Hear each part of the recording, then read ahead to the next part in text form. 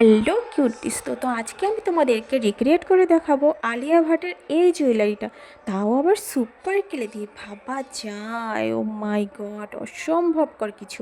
আরে না না না, অসম্ভব বলে পৃথিবীতে আছে নাকি কিছু? একটু চেষ্টা করলে সবই সম্ভব। আর তার সাথে বুদ্ধি তো খাটাতেই হবে, তাই না? এই তো আমি কাজ শুরু করে দিয়েছি। এখানে একটা কার্ডবোর্ড কেটে এভাবে সুপার ক্লেটাকে আঠা দিয়ে এর উপরে লাগিয়ে দিচ্ছি। যেহেতু ওটা গ্রিন কালারের ছিল তাই আমি গ্রিন কালারে এখানে সুপার গ্লে নিয়ে নিয়েছি। আর যেহেতু এটা একটু ফ্যাকাশে লাগছিল তাই এভাবে আমি এর উপরে আবার কালার করে নিচ্ছি। কালার করে নিলে এটা স্টোনের মতো একটা গ্লেজ আসবে, সেই জন্য। এই তো দেখো আমি পুরোটা কালার করে নিয়েছি। কত সুন্দর লাগছে, তাই না? এখানে আমি এরকম এই সাদা স্টোনগুলোকে এক এক করে বসিয়ে দেবো। অসাধারণ কিছুকে শিখতে চাইলে কিন্তু ভিডিও ফলো করে ভিডিওর সাথে থাকতে হবে।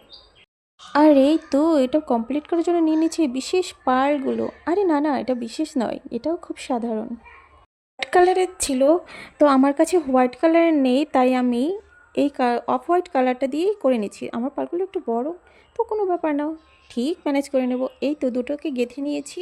এবার মাঝখানটাতে ফাঁকা রেখেছি, এখানে আঠা দিয়ে, হ্যাঁ এই তো লাগিয়ে দিয়েছি স্টোন।